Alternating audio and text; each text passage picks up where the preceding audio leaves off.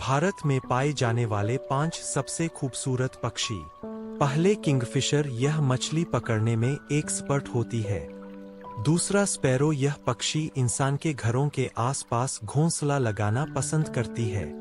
तीसरा red headed नर, के सिर का गहरा लाल रंग प्रजनन में और भी चमकदार हो जाता है। चौथा हॉर्नबिल, यह जंगल में बीज बोने का काम करती है।